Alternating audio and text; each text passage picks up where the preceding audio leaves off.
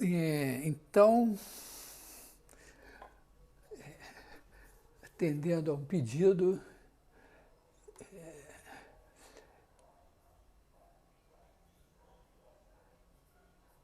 vamos falar de funções convexas. Me veio uma curiosidade sobre função convexa, né? Quer dizer, pensar assim, funções convexas.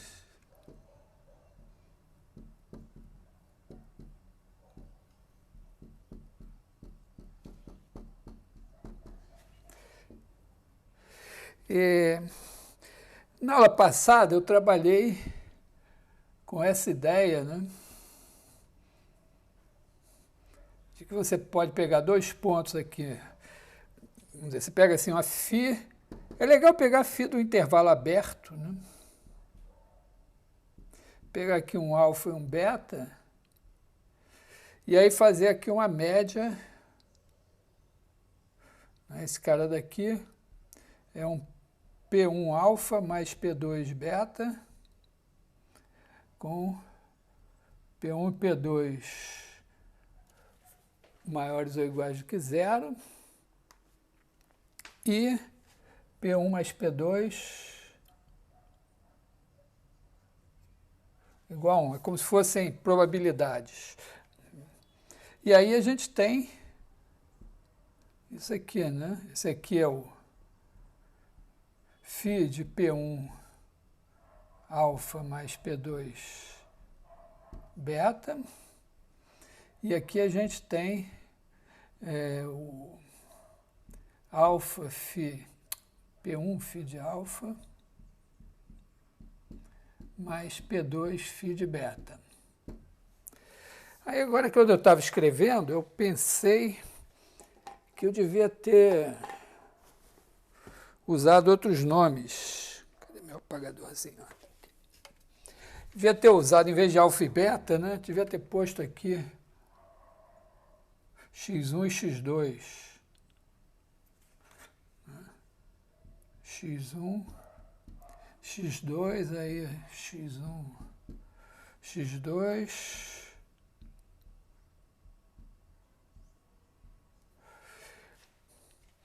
Quer dizer, aqui você tem φ da média menor ou igual que a média das φs. Então, só por escrever isso, eu penso assim, né?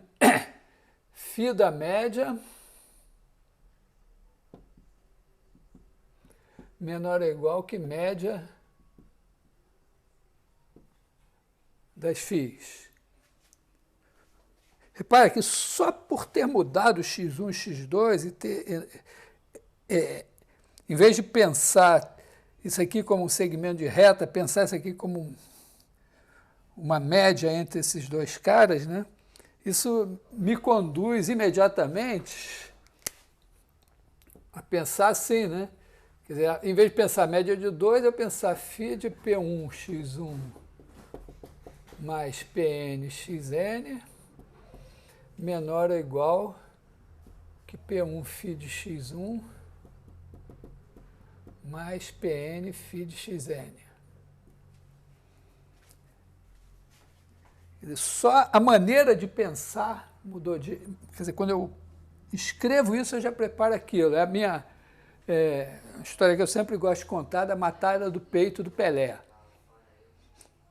Já contei para vocês essa história, talvez, mas vou contar de novo, né? Porque eu sou suficientemente velho para ter visto o Pelé jogar. E uma vez estava vendo um jogo do Pelé, um jogo do Santos, acho que era com o Flamengo, no Maracanã. Meu pai gostava de, quando tinha o Santos, ele queria ver o jogo.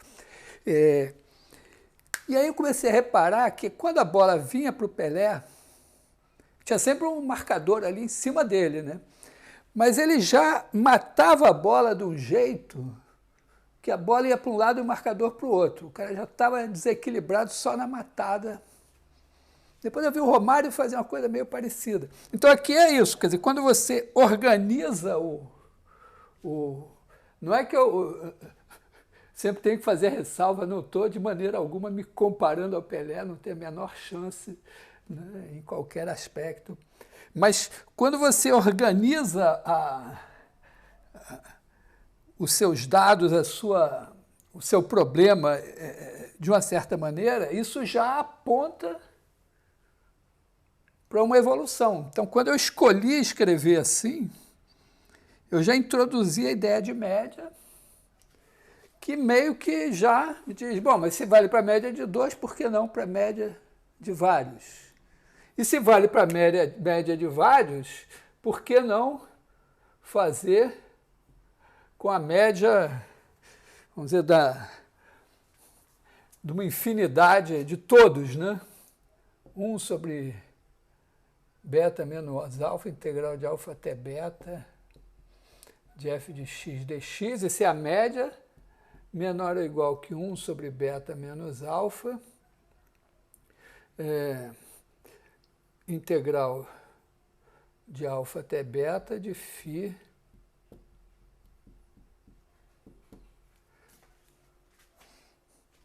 Oi.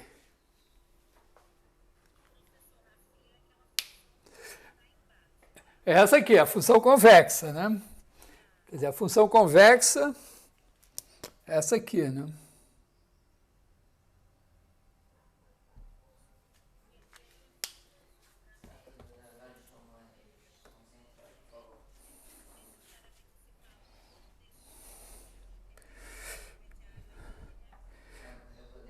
Eu estou dizendo o seguinte, a ideia, assim, a ideia que a gente vê de função convexa é que se você pega 2 pontos no gráfico, faz a corda, quer dizer, o segmento de reta ligando os dois, então qualquer ponto da função aqui embaixo, né, da função vai estar abaixo do valor aqui em cima. Então você pega um ponto qualquer aqui e o valor sobre a função, sobre o gráfico da função, é menor ou igual que o valor nessa reta. Aí eu renunciei isso dizendo que esse ponto aqui é uma média ponderada entre x1 e x2. E que esse valor aqui é exatamente a mesma média ponderada desses dois valores aqui. Então, eu posso dizer, mas então isso está dizendo que se eu pegar a média ponderada aqui, fizer o φ da média ponderada desses dois caras, que é esse valor, é menor ou igual que esse aqui, que é a média dos valores das φs nesses dois caras. Então é como se eu dissesse assim, ó, eu pego x1 e x2, faço uma média entre eles, calculo a φ, e isso dá menos que a média se eu calculasse as φs primeiro e pegasse a média em seguida. Quando eu enuncio assim, eu saí da geometria, passei para probabilidade, para a coisa das médias, né? E aí eu posso dizer, não, mas se vale para 2, tem que valer para n. E se vale para n, isso aqui é a média. Aliás, eu poderia dizer, né, o seguinte, né? Aliás, não tem f de x aqui, né? Ou tem? Tem. Quer dizer, aqui eu poderia pegar valores f de x aqui, distribuídos num certo intervalo AB, quer dizer, eu pegaria aqui o intervalo AB, que não tem a ver com esse aqui. Para cada x aqui, eu pegaria o f de x aqui, então eu estaria tomando valores aqui indexados por esse x. Para cada x eu tenho um f de x, e aí eu tomaria a média dos valores f de x, que estariam aqui assim, né, que vivem aqui, faria a média deles, pegaria a φ e deveria ficar menor ou igual que a média das φs, uma coisa que já não dá nem para desenhar muito bem. Eu até poderia ainda, né, aqui vamos dizer, bom, pode ser beta e alfa, não tem problema, mas melhor aqui botar um A e B para não confundir com aquele alfa e beta original, né? Botar aqui B menos A até B, até B. Eu até ainda podia botar uma densidade de probabilidade aqui, né? Que em vez de fazer a média das Fs usando a distribuição uniforme aqui, ainda botar, quem sabe, né, um φ de 1 sobre b menos a integral de a até b de f de x, p de x, dx menor ou igual que 1. Aliás, aqui, na verdade, esse b menos a não tem mais, né? Tá, aqui eu faria integral de a até b de f de x, p de x, dx, menor ou igual que a integral de a até b de φ de f de x, p de x, dx, onde p de AB em zero infinito, quer dizer, P é uma densidade de probabilidade, são os pesos, então sempre positivos, com integral de A até B de P de x dx igual a 1. Tá? É a versão mais geral disso daqui, né? Aqui eu tenho dois pesos, maiores ou iguais que zero, com soma 1. Aqui eu tenho infinitos pesos, maiores ou iguais que zero, com soma 1. F de x são... É o seguinte, ó, eu pego... Aqui nesse intervalo eu tenho uma densidade de probabilidade, é a P.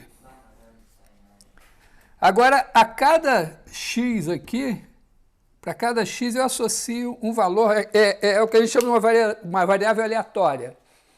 Vamos dizer, você tem um conjunto onde você sorteia. E para cada coisa que sai no sorteio... E tem uma função, que é função do que sai no sorteio.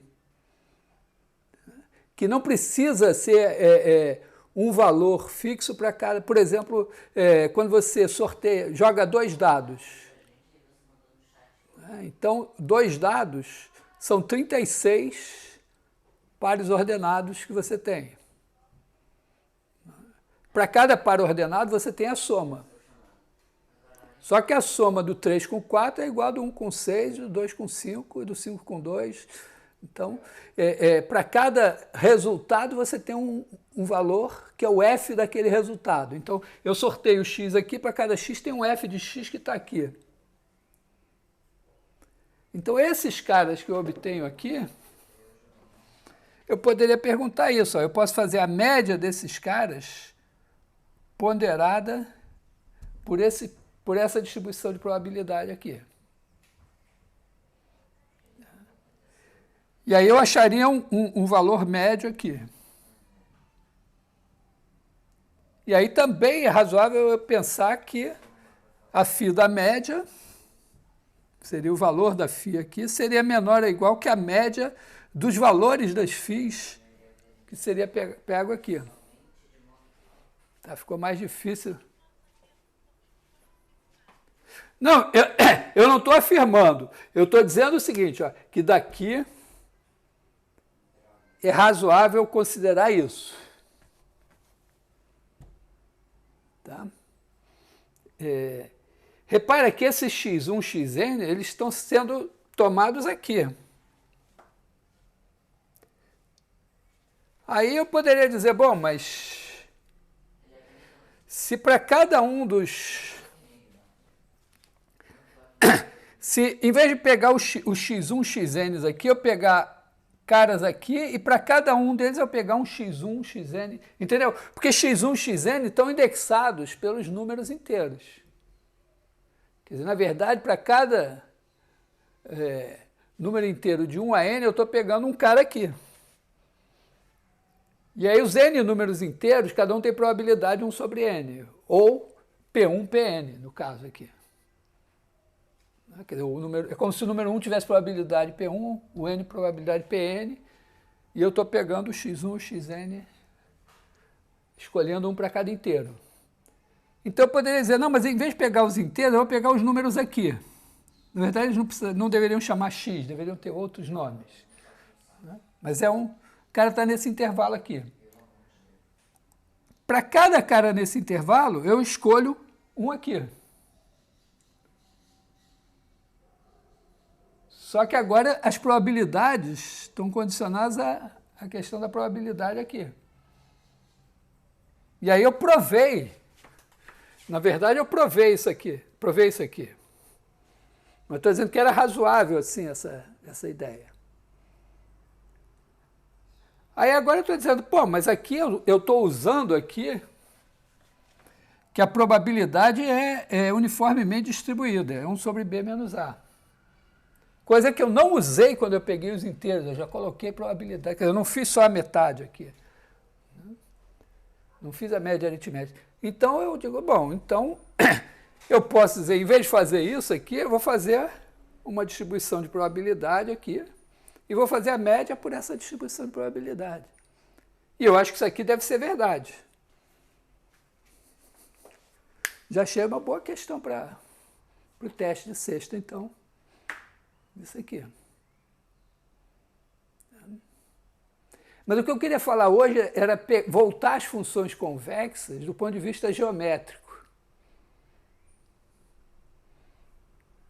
Quer dizer, voltar. O que é uma função convexa? Estou dizendo que só essa ideia de que a função convexa, o que caracteriza a função convexa é φ da média menor ou igual que a média das φs, me conduz a essa cadeia de desigualdades aqui. Que a desigualdade de Jensen é uma mão na roda, ela realmente resolve muitas situações. Mas eu queria voltar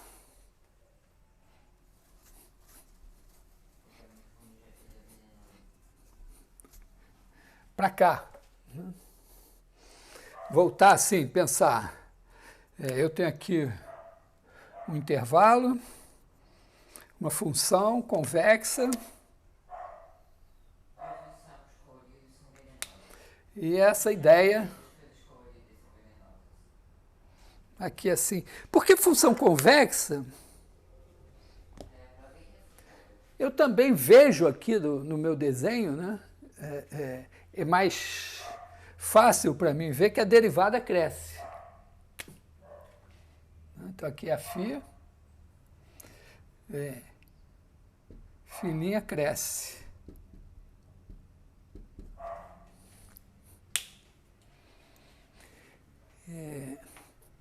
Mas a definição de função convexa, ela não envolve dizer que a função nem é contínua. Né? Quer dizer, eu posso dizer assim, né? Quer dizer, se eu pegar quaisquer dois pontos aqui, x1 e x2, eu tenho que φ de 1 menos t x1 mais t x2, que é pegar um cara aqui, 1 menos t x1 mais t x2, isso daqui veio do seguinte, né? Isso aqui é x1 mais t x2 menos x1. Esse é mais simples de enxergar, né? Quer dizer, você sai do x1 e soma t aqui com t entre 0 e 1. Então você pega o x2 menos x1, esse cara aqui, e aí você começa do x1 e soma t vezes isso. Quando t é 0, está aqui. Quando t é 1, você somou tudo isso, chegou aqui. E da mesma forma aqui, você tem, né, esse daqui é o φ de x1 mais t x2 menos x1, que é esse cara aqui, né, é menor ou igual, que a mesma coisa, você pega aqui o φ de x1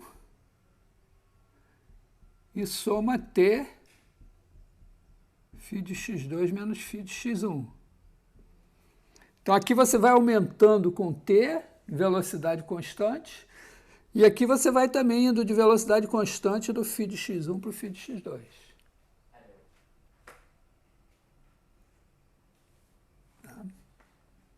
Então essa é a definição assim, geométrica, vamos dizer, geométrica com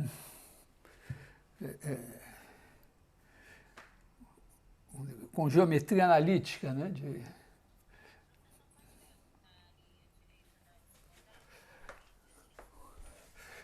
Aqui,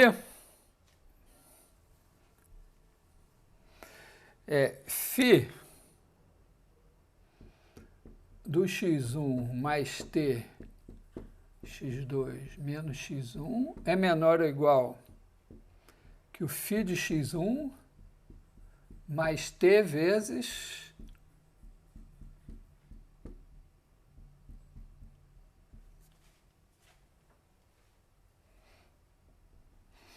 tá? Então, aqui, ó, esse de cima é você sair do x1 e ir andando para o x2 com velocidade constante. O de baixo é sair do φ de x1 e ir andando para o φ de x2 com velocidade constante, no mesmo intervalo. Na verdade, vamos dizer, você pode pensar assim, que você está andando sobre essa reta com velocidade constante, desse ponto para esse. E aí, em cada instante, as coordenadas, a coordenada no eixo horizontal é essa, no eixo do x, e no eixo dos y é essa daqui. Tá? Então, para essa função, este cara corresponde a esse ponto. Só que, correspondendo a φ, você tem esse ponto daqui, que é o φ desse cara daqui. Vocês não são bons alunos de computação, hein? Quando eu dou aula da computação, eu digo sempre para eles que a função deles é não me deixar errar com os parênteses. Ninguém me falou nada aqui, eu esqueci o parênteses. Tá legal? Essa é a definição geométrica, assim. Tá bem claro para todo mundo?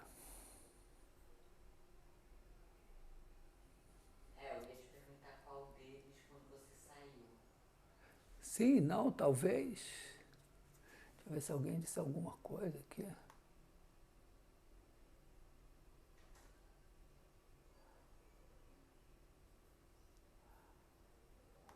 Ninguém disse nada. Então, sinal de que ninguém entendeu nada. Bom, paciência.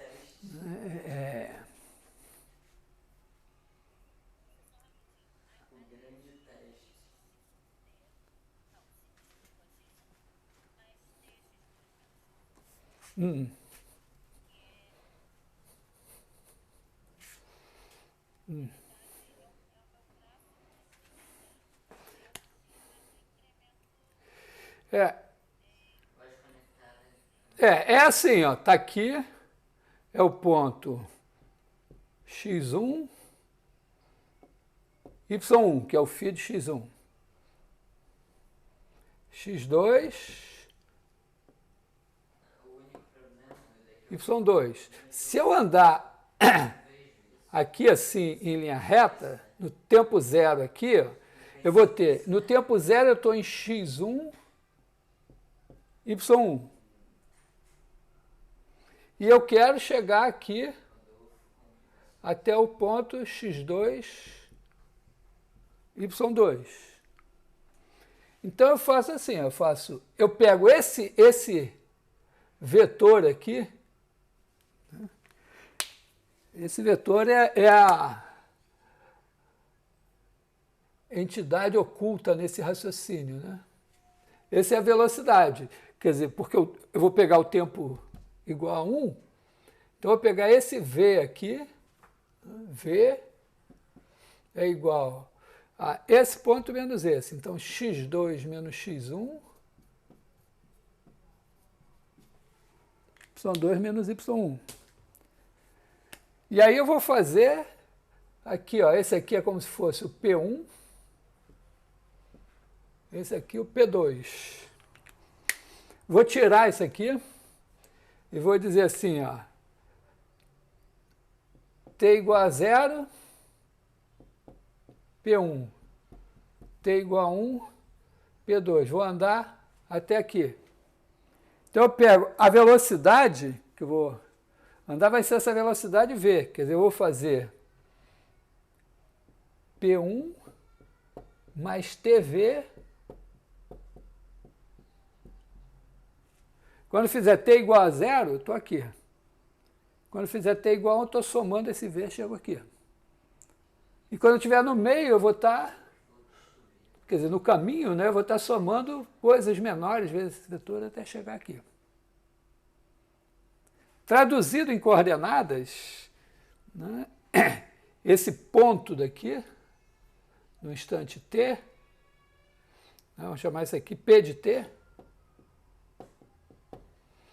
né, ele tem aqui coordenadas y1 mais t, y2 menos y1, e esse aqui x1 mais t, x2 menos x1. E a minha função é convexa, então, se esse cara daqui é o φ de x1 e esse daqui é o φ de x2, então ela faz assim, né? De alguma maneira, alguma coisa assim. E aí esse cara, né? Esse aqui é o P de t, e esse cara tem essa mesma primeira coordenada, só que a segunda eu botei o φ nesse cara daqui. Então eu estou pegando φ desse camarada e dizendo que é menor ou igual que este cara aqui, que tem essas coordenadas, onde y1 é φ de x1 e y2 é φ de x2. Tá? Bom, então, entendemos o que é uma função convexa.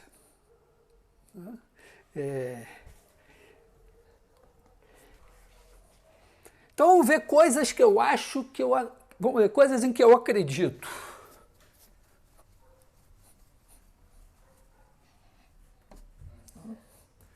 Então, vamos desenhar de novo aqui, assim, a nossa φ.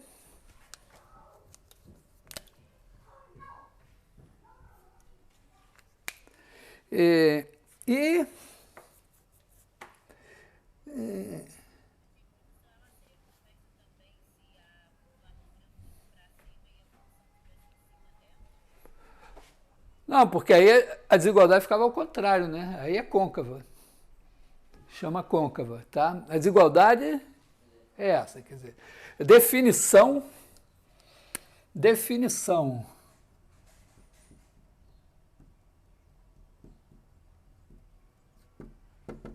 I igual a um intervalo, vou botar um intervalo, não, vou botar intervalo fechado, igual a intervalo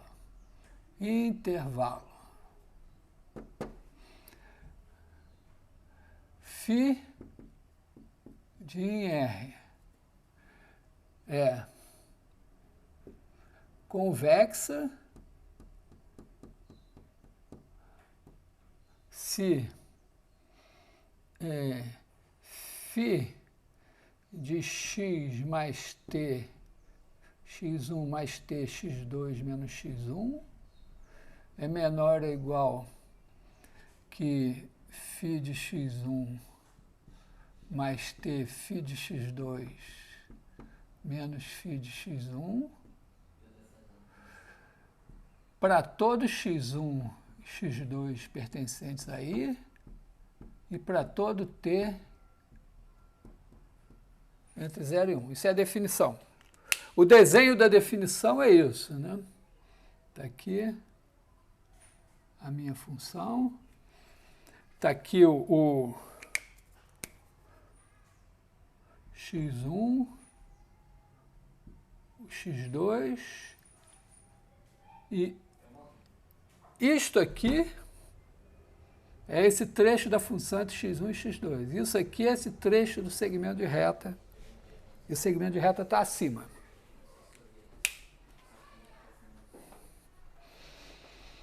Está tudo bem claro?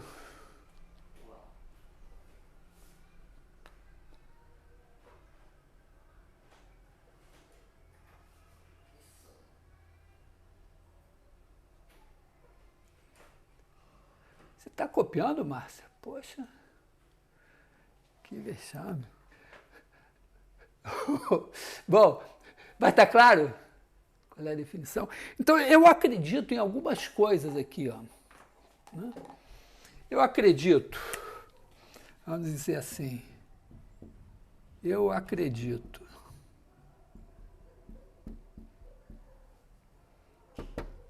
Primeira coisa,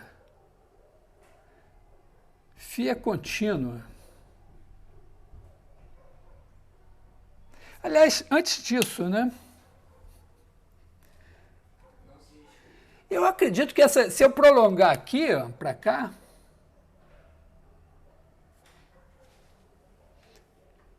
essa desigualdade inverte. Né? Quer dizer, eu acredito que φ de x1 mais t x2 menos x1, aqui fora desse intervalo, ela é maior. É maior ou igual, né, que φ de x1 mais t φ de x2 menos φ de x1 para todo x1 e x2 no intervalo e para todo t que não pertence ao intervalo 0, 1.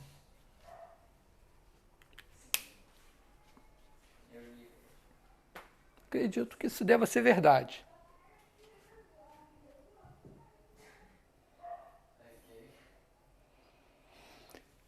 E se isso for verdade, eu acho que eu acredito numa outra coisa meio interessante, que é o seguinte, ó. Se eu pegar a minha φ, assim, se eu pegar aqui o ponto x, se eu pegar aqui o x1 e o x3, vou botar x2 aqui. Se eu pegar essa reta aqui, eu vou ter isso. E se eu pegar essa reta aqui, eu vou ter isso. E o meu gráfico vai estar entre os gráficos dessas duas retas aqui. E as duas são contínuas aqui. Então, eu acho que eu vou acreditar também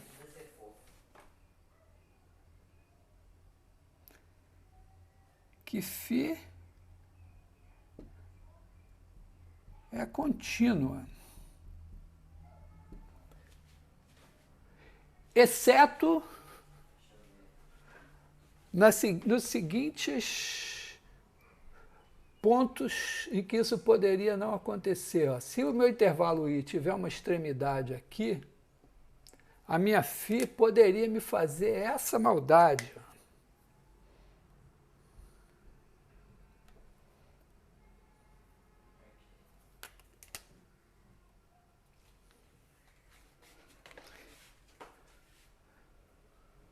Tá? Quer dizer, ela poderia ficar acima do que deveria ser o limite. Né? Ou poderia, vamos dizer, também na extremidade, poderia tender para infinito, inclusive, aí seria infinita, mas... Né? Então, φ é contínua, exceto, possivelmente...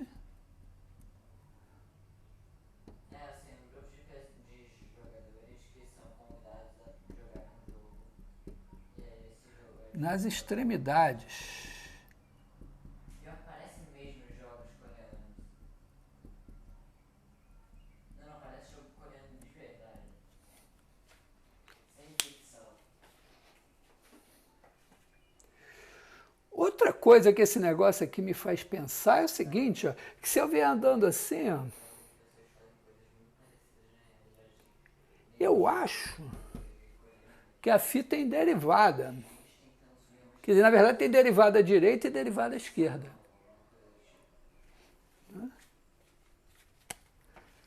Eu acredito também que φ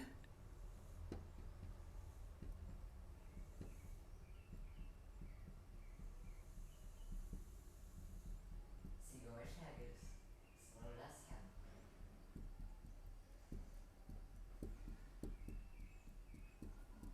Ninguém sabia de nada.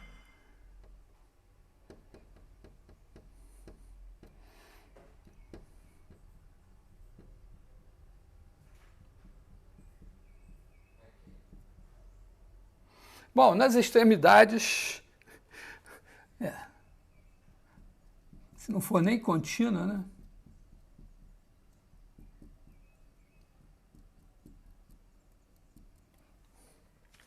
Acho que se for contínua nas extremidades, vai ter derivada também, né? E essas derivadas, né? A derivada cresce, né?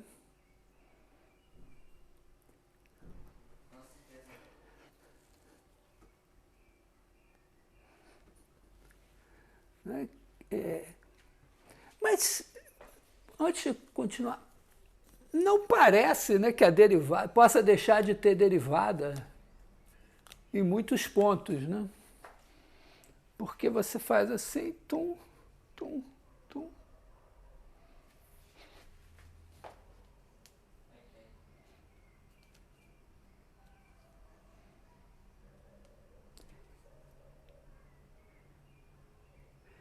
Talvez ela deve ter derivada em muitos pontos. E a derivada deve ser crescente, né? Vou mostrar para vocês um resultado muito interessante sobre funções crescentes. Vou abrir um parênteses. Tá? Parênteses.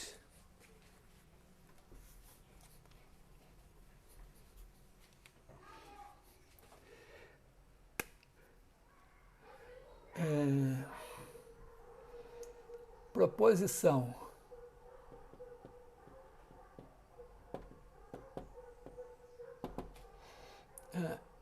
F de I em R crescente.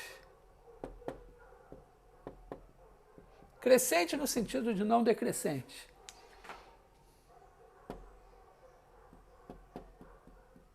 Então,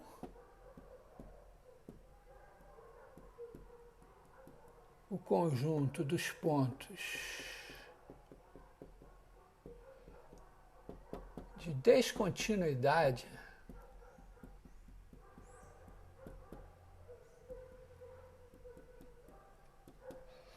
de F é, no máximo, enumerável.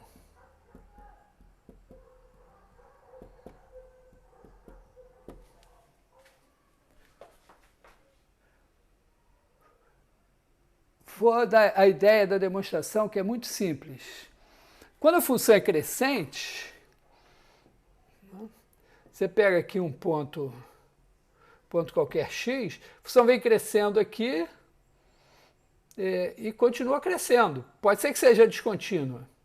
Mas primeiro, vamos dizer, pode ter esses dois pontos aqui, mas o f de x vai estar por aqui, assim. E esse cara daqui vai ser o sup do conjunto dos f de y com y menor que x. E esse cara daqui vai ser o ínfimo do conjunto dos f de y com y maior de x. É o salto. Tá? Quer dizer, em cada ponto pode ter um salto. Agora, imagina que eu começo aqui em A, termino aqui em B. Então, aqui tem f de A. Aqui tem f de B. A soma dos saltos tem que ser menor que f de B menos f de A. E a função só pode ser descontínua onde o salto for positivo. Só que eu sei que se eu tiver uma infinidade não enumerável de números positivos, a soma vai dar infinita.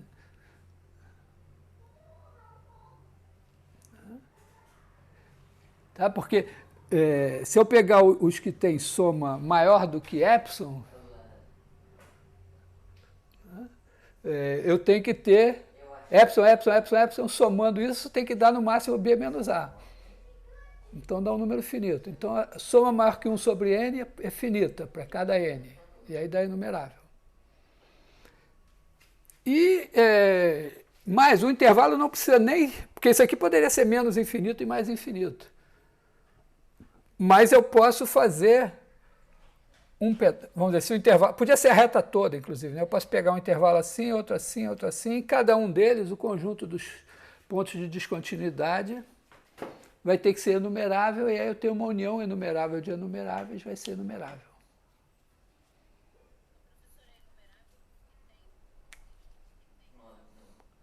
Não, enumerável, como nós sabemos, é que está em bijeção com os naturais. No máximo...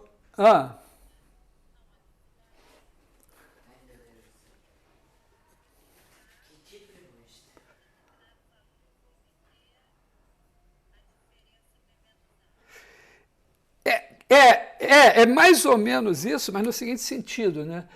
O conjunto dos pontos de descontinuidade é igual à união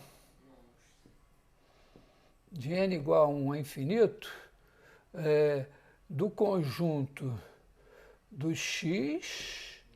Vamos chamar isso aqui de f mais de x e f menos de x. Então esse é o salto. Vamos chamar essa diferença daqui de oscilação de f em x.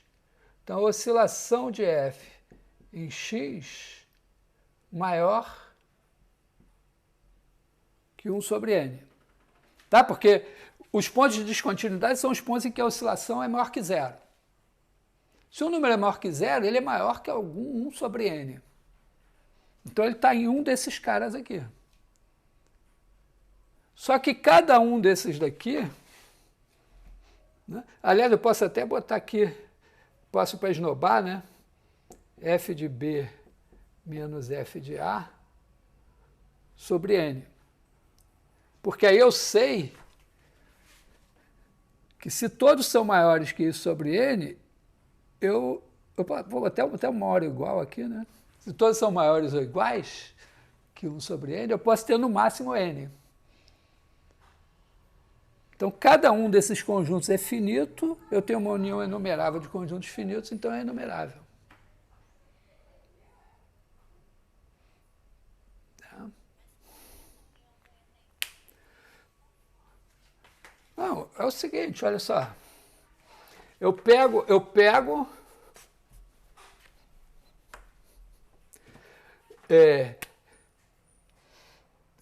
o x aqui. Então, a oscilação de f em x é esse tamanho daqui. Eu quero saber se ela é maior que zero. Se a oscilação de f em x é maior que zero, então existe um n tal que a oscilação de f em x é maior que f de b menos f de a. Qualquer número que eu escolher, sobre n. Porque o único cara que é... Tá certo? Esses caras aqui tendem a zero. Se esse cara é positivo, ele vai ter que ficar acima deles alguma hora. Então, se eu pegar todos os caras que têm oscilação, vou até botar maior ou igual, oscilação maior ou igual do que esse, eles são um conjunto finito. E, ora, isso daqui é vamos dizer, isso vai me dar um conjunto, o conjunto do x, tais que a oscilação de f. A oscilação de f em x maior ou igual que f de b menos f de a sobre n tem, no máximo,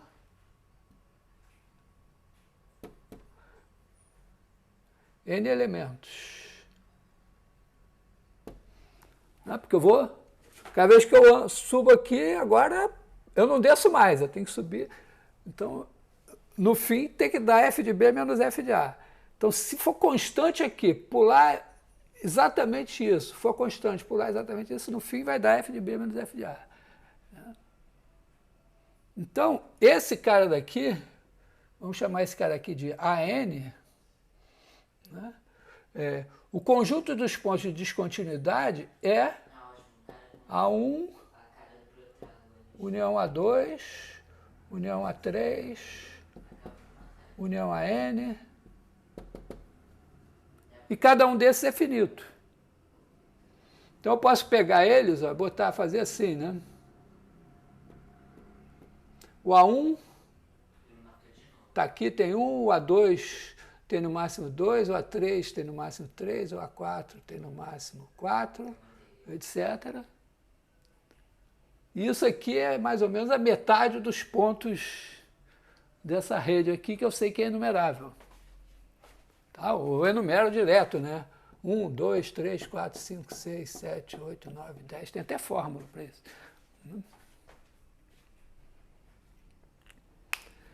Então, como qualquer ponto de descontinuidade está em um desses caras, e se eu juntar os pontos de todos esses caras, e tem repetições aqui, na verdade, né? Dá no máximo enumerável, então o conjunto dos pontos de descontinuidade é no máximo enumerável. Tá? Então isso me dá uma boa suspeita aqui, né? Porque moralmente a derivada aqui, eu tenho que fazer alguma coisa parecida, porque eu não sei se eu tenho derivada, eu tenho derivada à direita e derivada à esquerda. Mas podia ser que eu tivesse derivada à direita e derivada à esquerda diferentes em todos os pontos do intervalo. Só que mais ou menos vai acontecer uma coisa assim, né? Quer dizer, a minha função das derivadas, de alguma maneira, o conjunto dos pontos em que a derivada à direita é diferente da derivada à esquerda, eu vou ter que provar que ele é no máximo enumerável também. E se ele for no máximo enumerável, ele é um conjunto pequenininho dentro do meu intervalo. Tá? Entendeu a estratégia, Márcia? Sabe que eu fico aqui olhando, eu tenho um olho na Márcia e outro no Bastianello. Aí o Bastianello está assim, e a Márcia? Assim, aí eu fico, bom, tá bom. Então, tá. Não, mas a turma não quer que eu dê aula para o Bastianello, a turma prefere que eu dê aula para você, com raras exceções e tal, né? A turma prefere que eu dê aula para você, porque ele sabe que você vai ficar enchendo meu saco até eles entenderem. E aí, uma vez alguém me contou uma história que tinha um aluno muito bom, numa turma de engenharia, um aluno muito bom de matemática, ele entendia tudo. E ele era bem desenvolto. Então, ele, quando percebia que os colegas não estavam entendendo, ele começava a perguntar e obrigava o professor a explicar tudo para ele, até os colegas entenderem. Então, a Márcia exerce esse papel aqui. Ela fica pentelhando até todo mundo entender. Tá? E eu ganho para isso, sabe, também, né? Tá, mas então eu tenho aqui, né? Eu tenho uma suspeita de que as derivadas à esquerda e à direita são iguais, exceto num conjunto enumerável de pontos. Porque mais ou menos é um negócio assim, ó. O que eu espero? eu espero o seguinte, ó, quando eu tenho aqui a função convexa, aí ela tem uma quebra aqui. Aí ela tem outra quebra aqui. Quando ela tem uma quebra aqui, ó, ela tem aqui uma derivada à direita e uma derivada à esquerda. Tá? Então aqui eu tenho filinha mais de x. E aqui eu tenho filinha menos de x. Quer dizer, derivada à direita, o x está aqui. x2 aqui. Aí tem aqui o x1. Aí eu tenho filinha mais de x1 e o filinha menos de x1 aqui, ó. E eu tenho filinha menos de x1 menor ou igual que filinha mais de x1. Só que, olha só, a derivada à direita aqui é menor que a derivada à esquerda aqui. Então, isso aqui também deve valer menor ou igual que filinha menos de x2, que é menor ou igual que filinha mais de x2. E se eu botar aqui um B e aqui um A, eu tenho aqui embaixo, ó, filinha mais de A e aqui em cima, filinha menos de B.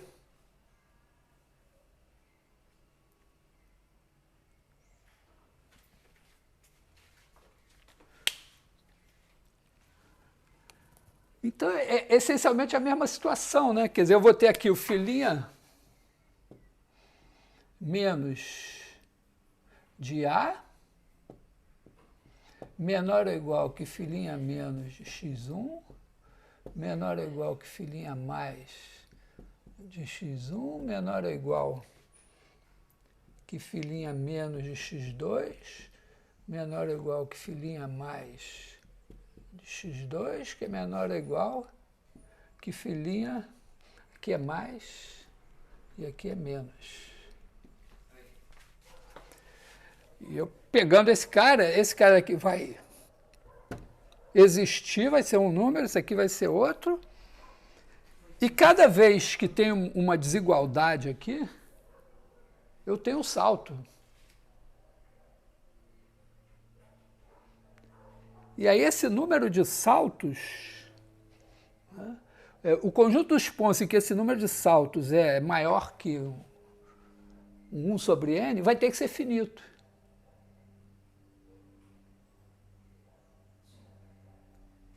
E aí, se esse conjunto para cada... E, claro, a função é derivável quando esse salto for zero, quer dizer, quando aqui eu tiver uma igualdade. Então, cada vez que eu tiver uma desigualdade aqui, né, eu estou aumentando daqui para cá. Então, vamos dizer, eu pego essa diferença aqui, chamo de A. Aí divido esse A em n pedaços. Eu não posso ter mais do que n saltos maiores que A sobre n aqui. Então, o conjunto dos pontos em que a derivada à esquerda é estritamente menor que a derivada à direita vai ter que ser, no máximo, enumerável. Eu nunca tinha pensado nisso antes. Eu pensei que eu estava deitado na rede e disse, pô, que legal, acho que eu vou ensinar isso para os caras hoje.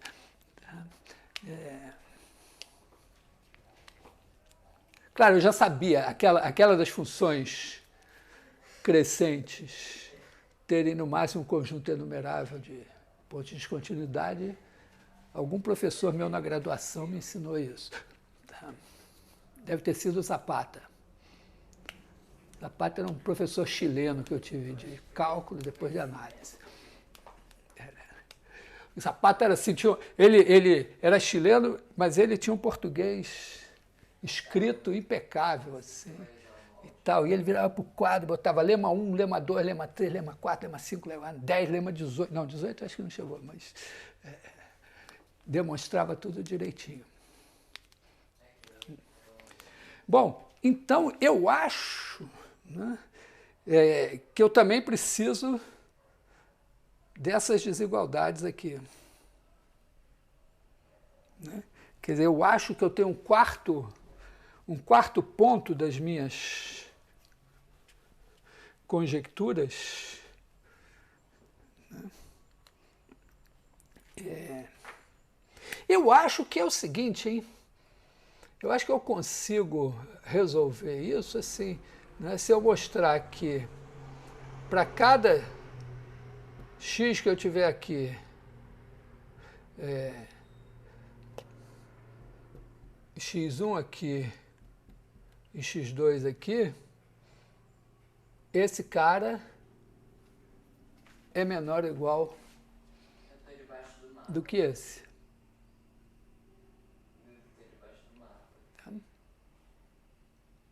O que deve ser consequência do fato de que esse daqui está acima desse. Então, essa inclinação aqui vai ser menor do que essa, e essa mesma inclinação aqui vai ser maior do que essa.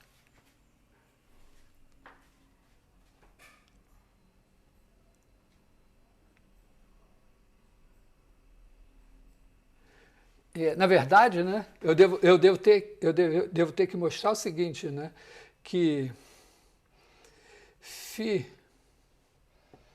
de x menos φ de x1 sobre x menos x1 é menor ou igual que φ de x2 menos φ de x1 sobre x2 menos x1, que é menor ou igual que φ de x2 menos φ de x, aqui com x1 menor que x menor que x2.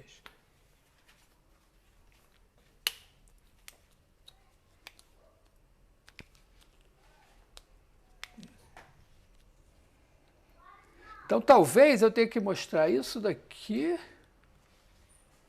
e isso daqui.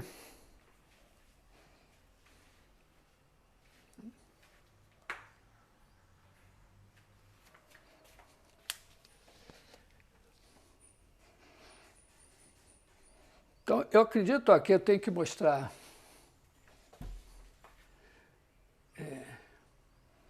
essa desigualdade, talvez escrita de uma outra maneira, essa desigualdade aqui, e o resto deve ser consequência.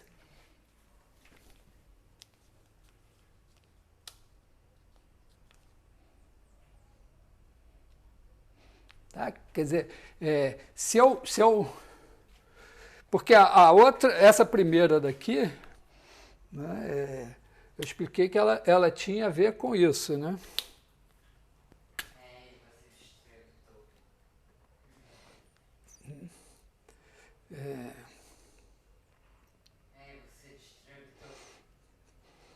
Deixa eu fazer mais assim, né?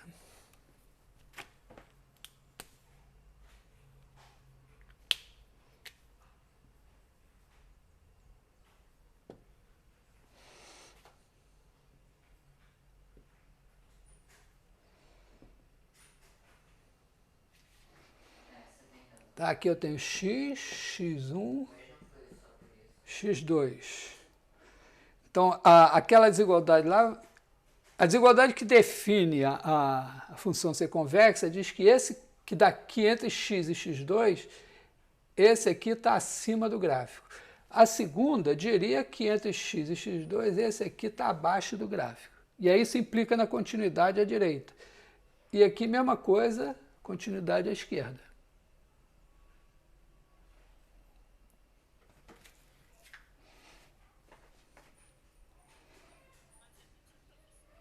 Eu estou dizendo o seguinte, que a definição de função convexa me garante que esse cara daqui está acima desse, que esse daqui está acima desse.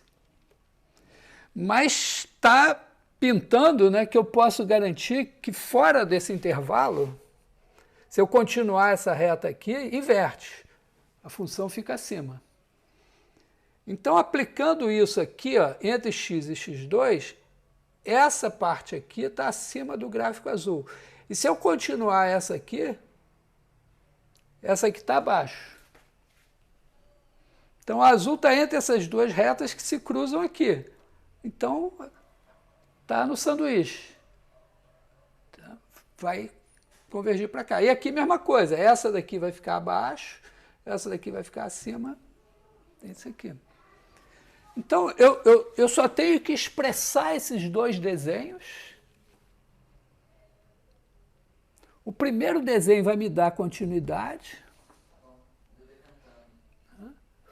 O segundo, que eu até já escrevi, vai, acredito eu, garantir que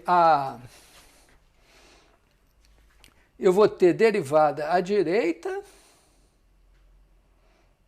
né, porque na hora que eu vier descendo aqui, né, eu vou decrescendo a minha derivada, vai decrescendo,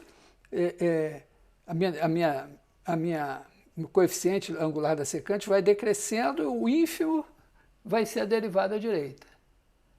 E aqui o supremo vai ser a derivada à esquerda. Então eu acredito que esse desenho me dá continuidade, esse daqui me dá derivada à direita e derivada à esquerda, e deve me dar a desigualdade entre a derivada à esquerda, a derivada à direita e a outra e tal, deve sair tudo daí.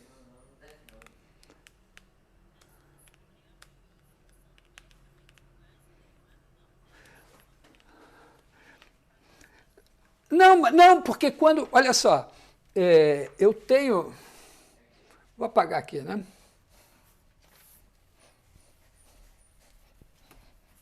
É que é o seguinte, né? O que é a derivada à direita? Derivada à direita, né? Eu tenho aqui x, chamar esse de x2 aqui, né? F' de x à direita é igual ao limite quando x2 tende a x pela direita de f de x2 menos f de x1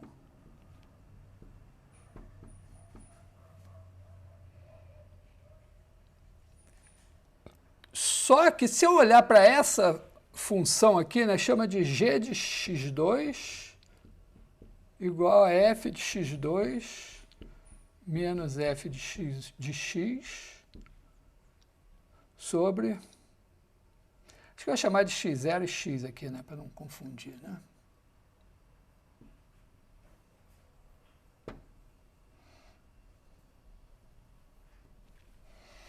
Tá?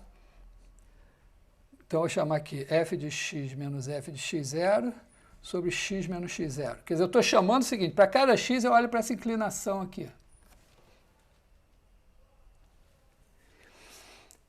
Esse desenho aqui vai me dizer que quando eu pego um x mais para cá, esse negócio é menor. Quando eu pego um x mais para cá, essa inclinação é maior. Então essa g, eu quero, né? Isso daqui é igual, né? G de x aqui, f' de x0 mais é igual ao limite, quando x tende a x0 mais, de g de x. Isso daqui, quando x tender a x0 pela direita, vai ser a derivada à direita aqui.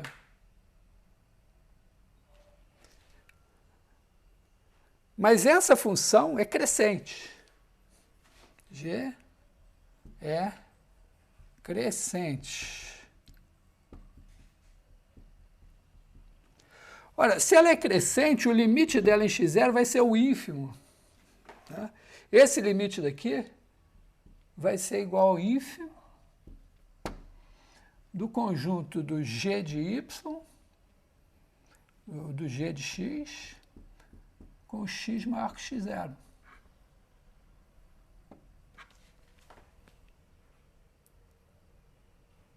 Porque, olha só, a função é decrescente. Está aqui o x0, g de x0 não está definida, né, porque eu não posso, é o limite, né? E para cá, vamos dizer, esse cara daqui eu não sei quem é, Mas a função está assim, ela é crescente. Então, aqui, ó, esse ínfimo, se eu olhar aqui os valores de G,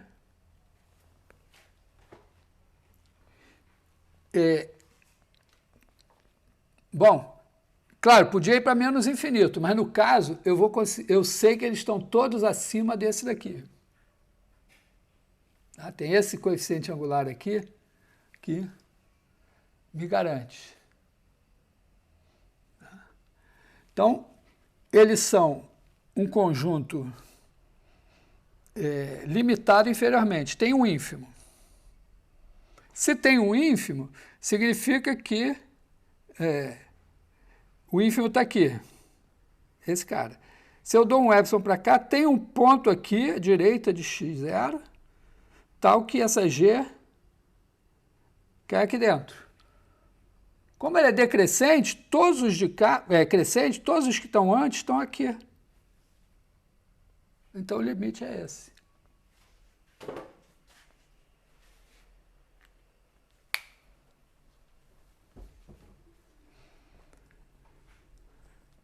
Então, vamos ver, esse é o detalhe de mostrar que isso aqui vai me dizer que essa coisa realmente é crescente, que ela é limitada inferiormente por isso aqui, e, portanto, esse ínfimo existe, esse limite existe e ele é. Porque, olha só, não vamos também ficar fazendo bicho de 7 cabeças, né? Você olha para a função, fixa esse ponto daqui, a função é convexa. Então, você olha para esse cara daqui, essa inclinação, ela vem caindo.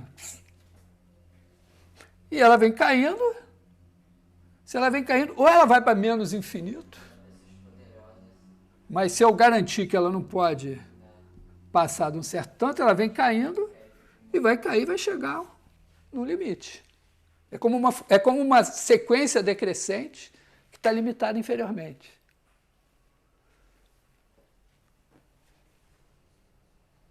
Tá? Quer dizer, quando eu pego uma sequência decrescente, se ela é limitada inferiormente, ela tem um limite, que é o ínfimo. Aqui eu tenho uma função limitada inferiormente, que se eu andar para trás, ela decresce. Então tem um limite aqui. E aqui, quando eu vier, vai ter um limite também. Nesse desenho, os dois limites são iguais. Mas no outro que eu apaguei que tinha uma quebra, eles podem ser diferentes. Então essa é, a menos de escrever, a demonstração de que tem derivada à direita e derivada à esquerda. Se fosse uma extremidade aqui, aí não garantia, porque eu não tinha isso, né? Quer dizer, a função convexa, ela pode ter aqui, numa extremidade, ela pode ter derivada infinita. Tá? Então, essa história vai me garantir que tem derivada à direita e derivada à esquerda em todos os pontos.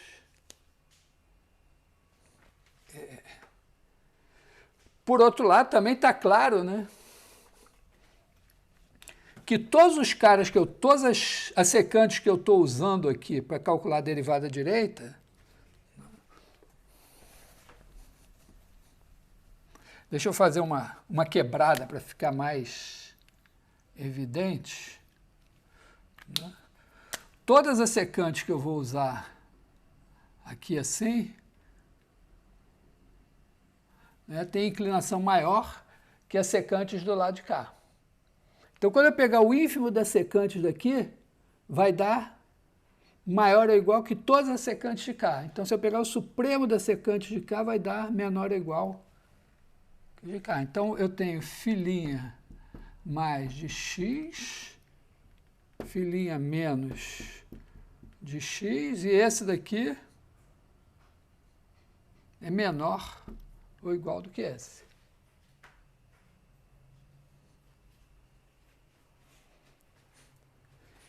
E quando eu pegar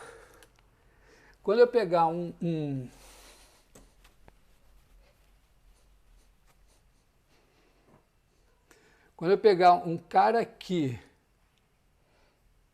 e outro aqui, Quando eu pegar os caras para fazer a derivada esquerda aqui e os caras para fazer a derivada direita aqui, eu posso dizer, ó, eu só vou pegar daqui para cá, porque o limite é para cá, então esses daqui e esses daqui.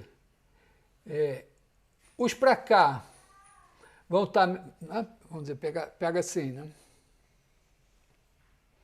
De cá ou de cá. Aí você diz, ó, vamos dividir no meio. Para calcular a derivada à esquerda do lado de cá, eu vou pegar os caras aqui assim. E de cá, eu vou pegar assim. Então, esses daqui para cá já começam aqui, acima desse, e vão aqui para cá. Então, a derivada à direita aqui vai ser menor ou igual que a derivada à esquerda aqui. Tá?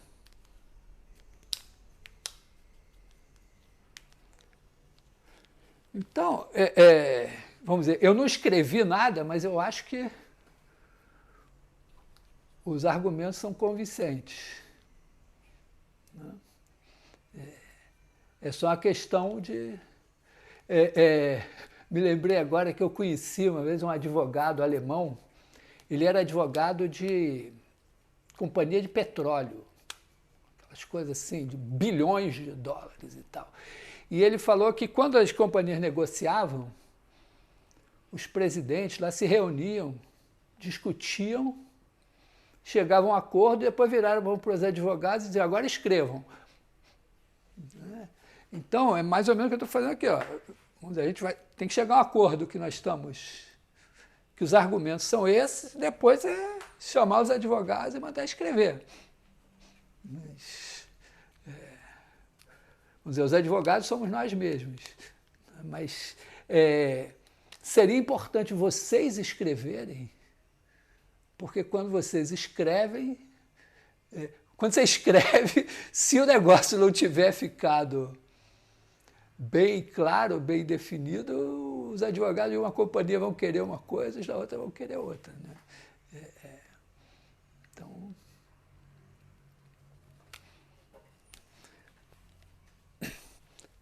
Então vamos reorganizar nossas ideias. Né? Quer dizer, a gente tem um primeiro desenho,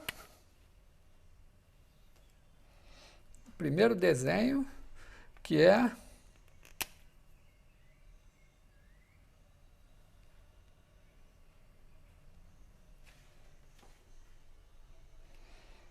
esse daqui.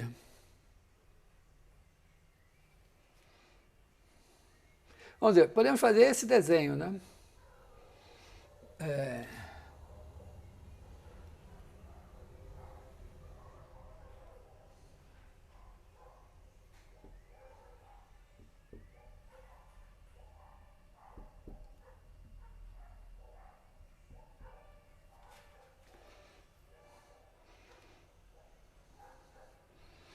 Então, esse daqui vai ser o R2 de T. Essa reta daqui vai ser R1 de T. Tá? R1 é a reta passando por aqui.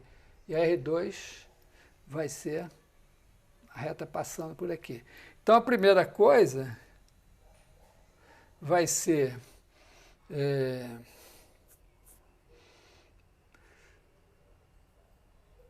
R1 de T maior ou igual que φ de T, se T pertence e R1 de T menor ou igual que φ de T, se T não pertence. Pode ser igual, né? Porque a função convexa pode ser reta.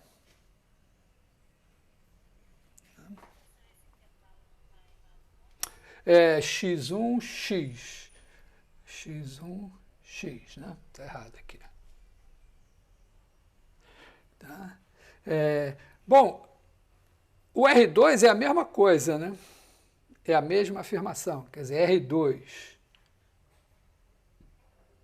de t maior ou igual que φ de t se t pertence a x, x2, e R2 de t menor ou igual que φ de t se t não pertence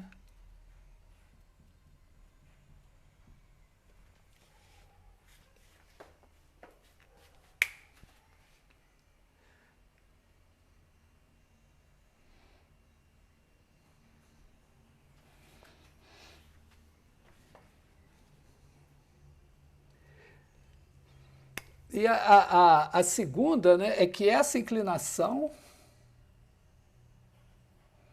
vou botar essa aqui, R de t, R de t. Né? Tem uma coisa muito legal que é o seguinte, a inclinação dessa reta é a média ponderada dessas inclinações aqui. Né? Fazer a conta aqui, ó.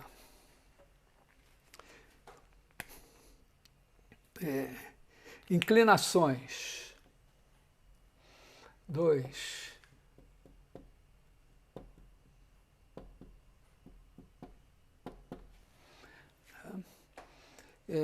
Se você fizer a φ de x2... Na verdade, isso não tem nada a ver com a φ. Se você pegar 3 pontos, esse ponto aqui, esse ponto aqui, esse ponto aqui, vamos chamar assim, tá? φ de x igual a y, φ de x2, φ de x1 igual a y1, φ de x2 igual a y2. Então, são só os pontos aqui assim, né? Então, eu acho que vale o seguinte, né? Vamos escrever aqui, a inclinação da R vai ser y2 menos y1 sobre x2 menos x1. A da R1 vai ser y menos y1 sobre x menos x1. E a outra vai ser y menos, aliás, y2 menos y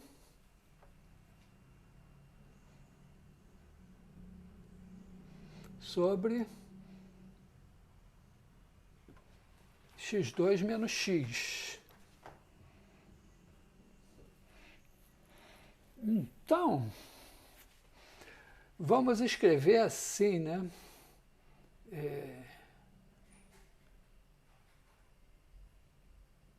Isso daqui vai ser y2 menos y mais y menos y1 sobre x2 menos x1. É esse daqui. Que é igual a y2 menos y sobre x2 menos x1 mais y menos y1 sobre x2 menos x1.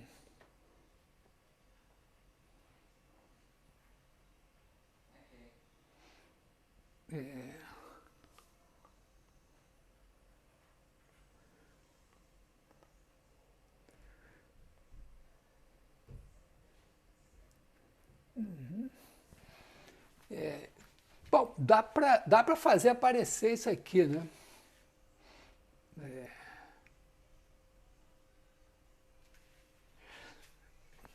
Quer dizer, isso daqui é igual a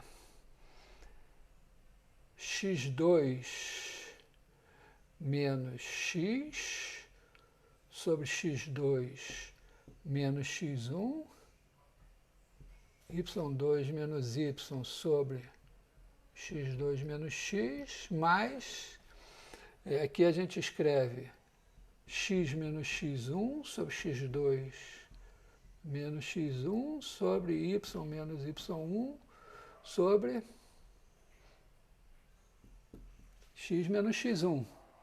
Então, isso aqui, ó, é P1 vezes isso, mais P2 vezes isso, onde esse aqui é o P1 e esse aqui é o P2. Nota que eles são positivos, que todos esses números são positivos e somam 1. Tá certo? Espera aí. Tá certo.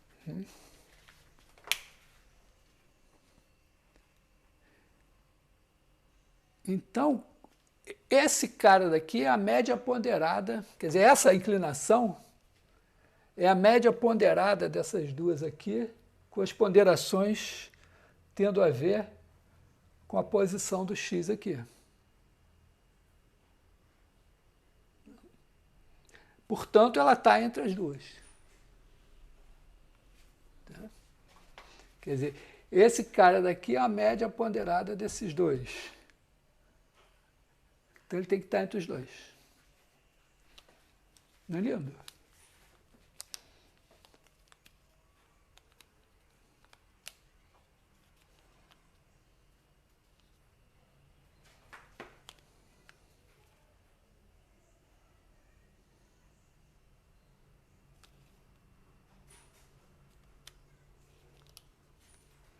Agora,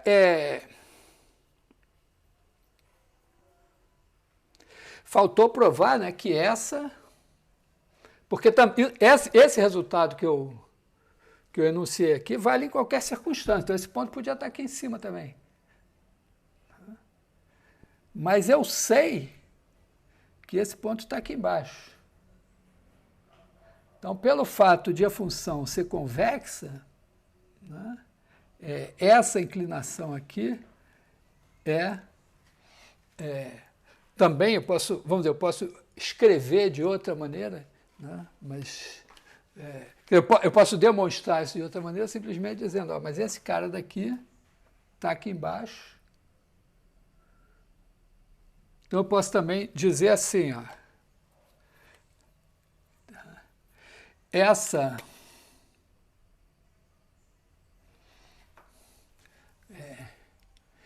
esse cara daqui é um y barra é maior ou igual a y.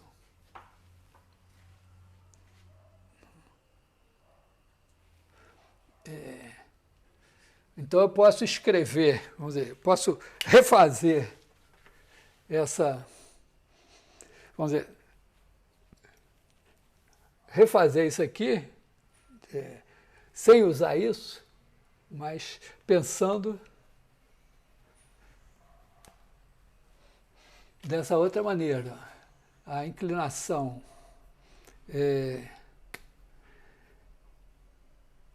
y2 menos y1 sobre x2 menos x1 é igual a y barra menos y1 sobre x menos x1, tá? Que seria pegar essa mesma reta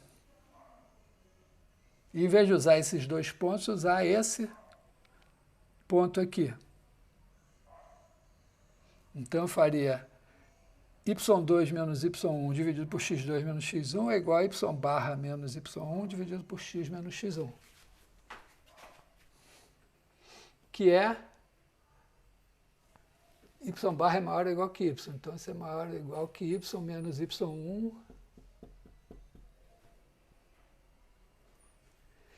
e, por outro lado, do lado de cá,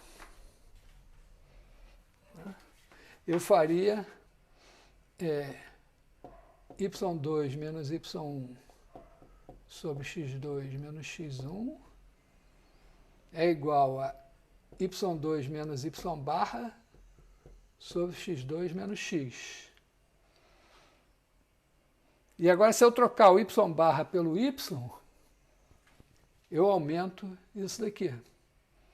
Então, esse daqui é menor ou igual que y2 menos y,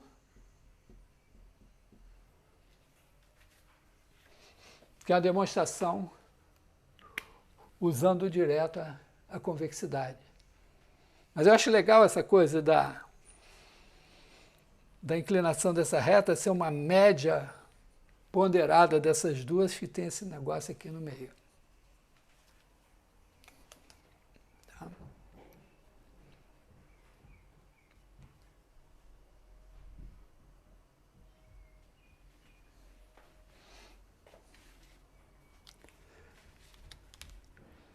Então,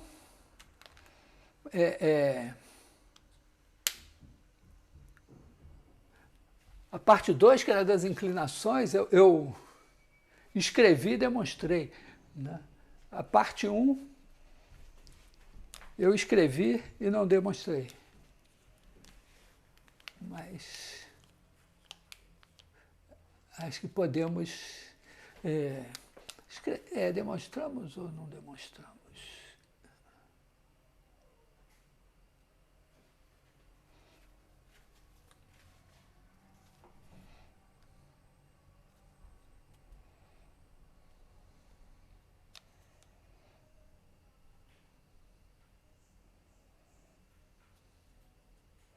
Bom, no fundo, isso aqui demonstra... Essa parte 2 demonstra 1, né? Porque se eu pegar... Né, se eu pegar esse cara daqui, né, eu demonstrei que a inclinação dessa reta é maior que a dessa daqui.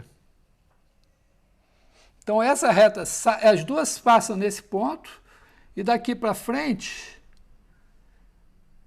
essa daqui tem inclinação maior do que essa, então o valor se eu olhar essa como função, ela está acima dessa daqui. Só que ela passa nesse ponto daqui, então ele está acima desse. Tá? Qualquer que seja o ponto que eu pegue aqui. Entenderam aqui? Ó? Quer dizer, eu demonstrei que se eu pegar um ponto aqui, x2, essa reta tem inclinação maior que essa. As duas passam nesse ponto. Então, essa daqui vai estar acima dessa aqui para a direita. Só que ela passa no fio de x2 e essa daqui estará abaixo. Então, φ nesse trecho daqui está acima dessa daqui, e o resto é igual. Então, nós temos nossas desigualdades, agora podemos demonstrar tudo. Tá? Podemos demonstrar a continuidade, a existência das derivadas à direita e à esquerda, e que o conjunto dos pontos em que a derivada à direita é diferente da derivada à esquerda é no máximo enumerável. Então, consequência dessas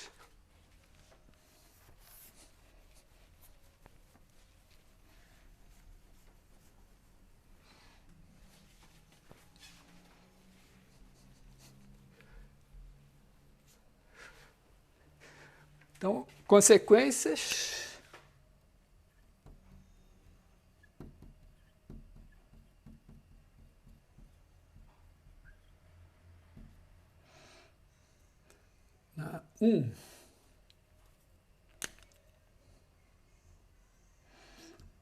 continuidade.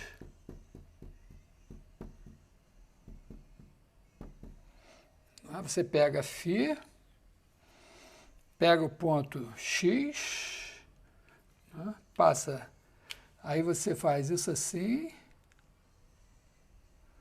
passa isso aqui assim, e pronto, está espremido entre duas retas que passa aqui. Né? R1 de t, R2 de t,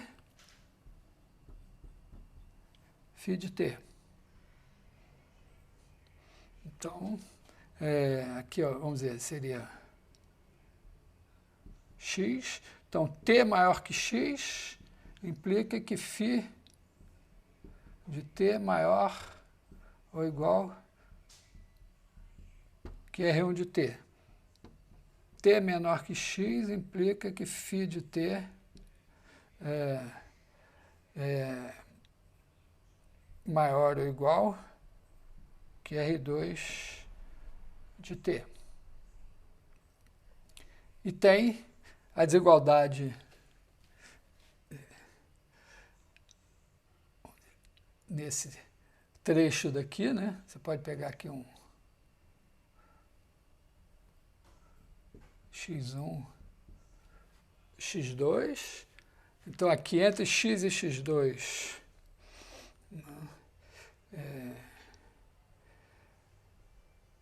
x1 menor que t, menor que x, implica que R1 de t maior ou igual que φ de t. E x menor ou igual, né? Menor ou igual que x2, aqui nesse trecho, R2 de t maior ou igual que φ de t. E aí, por sanduíche, segue a continuidade.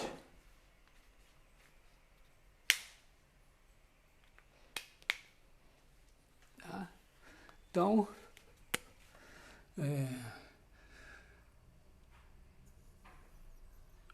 x no interior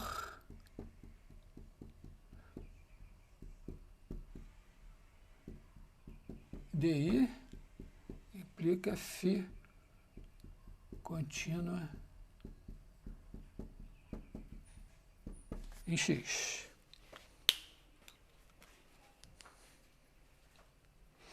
E a segunda é derivabilidade.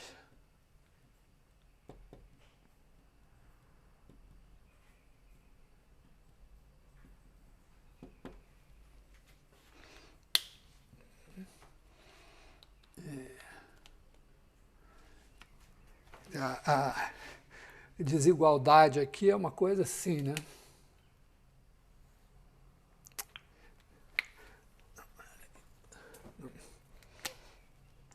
Φ assim.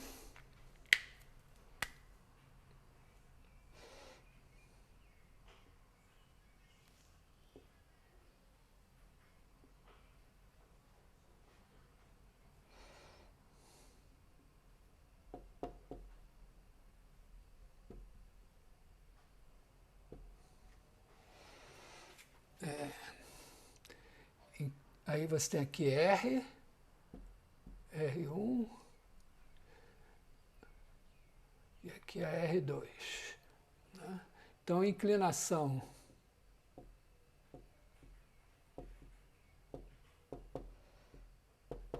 de R1 menor ou igual que inclinação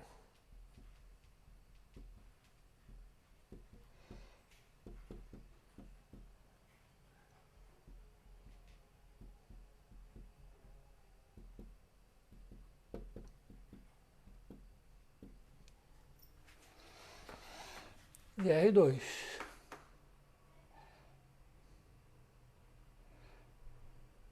E aí segue que no interior... Repare que isso precisa estar no interior, para ter um ponto à direita e um ponto à esquerda. Não pode ser uma extremidade, o x, senão você perde uma... Né?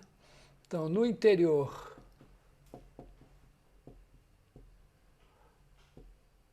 de I, quer dizer, x no interior de I, implica existem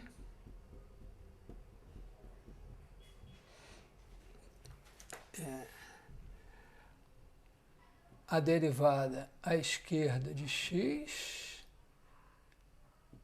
e a derivada direita em x, com, se você tiver caso x1 menor que x2, você tem a derivada à esquerda em x1 menor ou igual que a derivada direita em x1, que é menor ou igual que a derivada esquerda em x2, que é menor ou igual que a derivada direita em x2.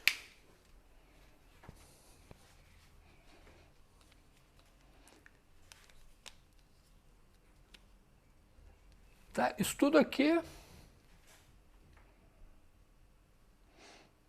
na verdade,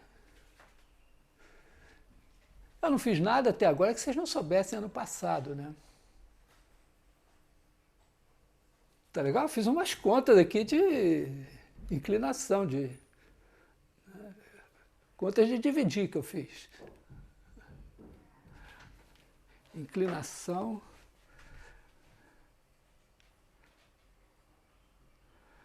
de R1 menor ou igual que a inclinação de R, que é menor ou igual que a inclinação de R2. Então, o único argumento mais novo foi o da enumerabilidade, né? Então, o último argumento, vamos dizer que é ainda da derivabilidade,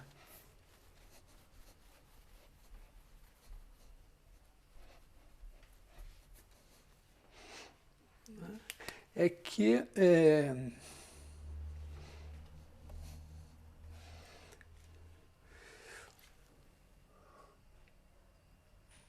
o conjunto, podemos, assim, tirar quase como um teorema, né? Uma proposição, né? Eu sou meio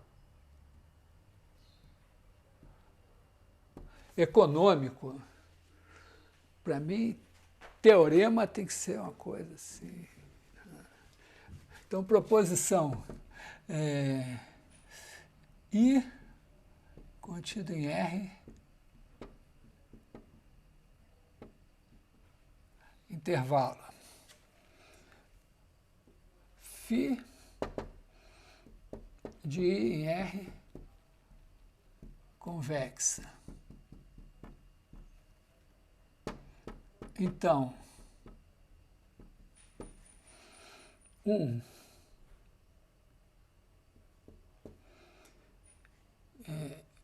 φ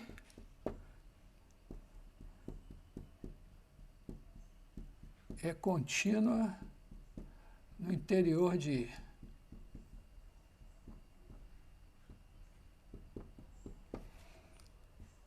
Dois, φ tem derivadas à esquerda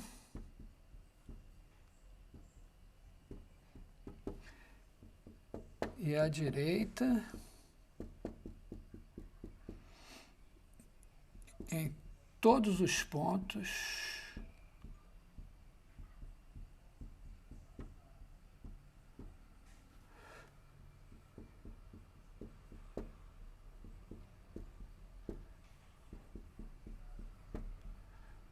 com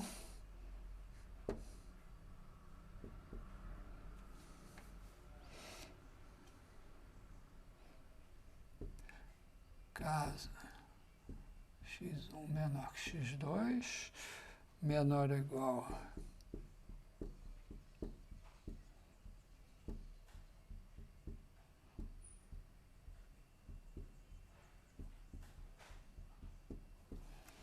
claro que bastaria botar essa desigualdade e essa daqui, né? Mas tudo bem.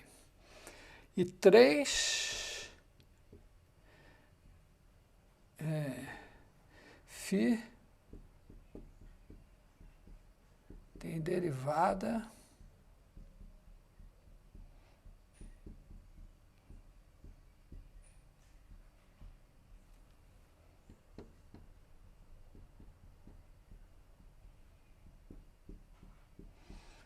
exceto talvez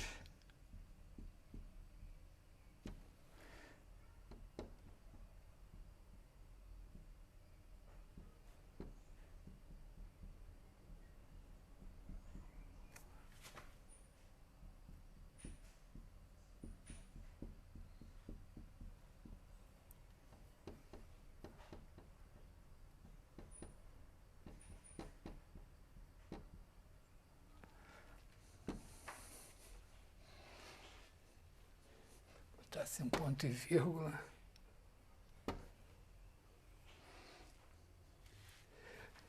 Fica horrível os pontos e vírgulas, mas tá, é o resumo da história, que dependeu daqueles dois desenhos, né?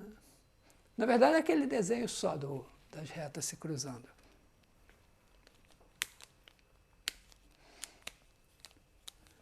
Então, é isso, né?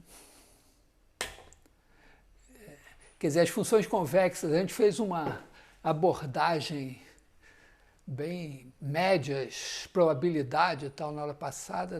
Dessa vez a gente fez uma abordagem mais geométrica com consequências analíticas, né?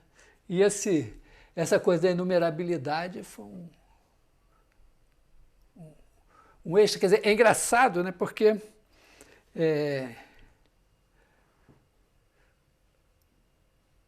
não sei se eu consigo demonstrar diretamente. Né? Como é que a gente demonstra diretamente que a fita é derivada em algum ponto? Não, o argumento foi esse. Quer dizer, ela pode, a derivada à esquerda e a derivada à direita podem ser diferentes.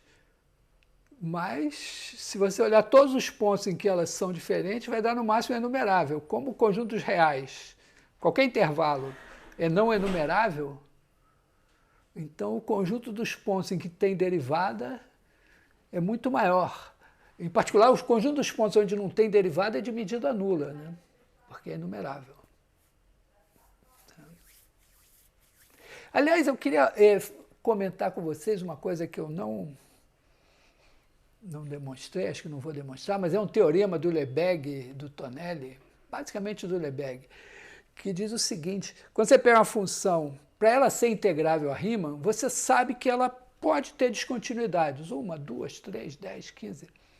E o Lebesgue demonstrou que uma função, para ser integrável, pega uma função definida no intervalo. Pensa assim, ela é limitada, só limitada lá no intervalo. Para ela ser integrável, é necessário e suficiente que o conjunto dos pontos de descontinuidade tenha medida nula. Então, é um outro resultado assim terminativo, né? Porque o Riemann colocou essa questão quando ele deu a definição dele de integral, ele disse, mas quão descontínua pode ser uma função para que ela ainda seja integrável? E depois de menos de 50 anos, o Lebesgue disse, não, ela vai ser integrável sem só ser o conjunto dos pontos de descontinuidade for de medida nula. Acho que... Quer dizer, aquela coisa, por exemplo, você pode ter uma função, é até legal, a gente consegue construir, quer dizer, a gente consegue construir uma função que é descontínua apenas nos racionais. E ela é integrável, a Riemann. Mas uma função que seja descontínua num conjunto que não é de medida nula, por exemplo, a gente pode modificar o conjunto de Cantor. Se a gente, em vez de tirar sempre 1/3 do intervalo, a gente for tirando pedacinhos cada vez menores, a gente pode fazer com que aquela soma dos intervalinhos que a gente tira do conjunto de Cantor seja menor do que o comprimento do intervalo todo. E aí você consegue construir uma função que é descontínua num conjunto que não é de medida nula. E aí ela não é integrável. Então,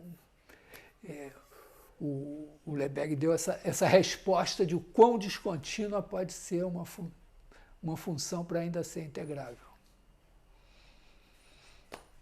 Enfim, esse resultado... Porque esse de função convexa é uma coisa que a gente vê que tem assim, uma importância aplicável, né? Uma coisa assim, entender bem as funções convexas dá uma certa segurança. Então, acho que vale a pena saber esse negócio assim. Né? Porque é interessante, a definição de função convexa não envolveu derivabilidade. Eu podia ter dito, a função é convexa se a derivada segunda é positiva. Bom, e pronto, não discutia. Mas se a gente dá uma definição assim, só geométrica, a gente não fala nem de continuidade. E aí a gente deduz a continuidade, deduz a derivabilidade em quase todos os pontos.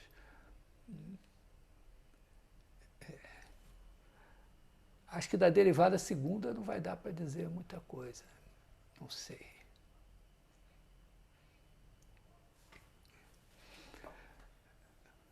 Bom, de qualquer maneira, a derivada primeira é crescente, né? Então, se vamos dizer, moralmente a derivada dela é positiva, que seria a segunda derivada.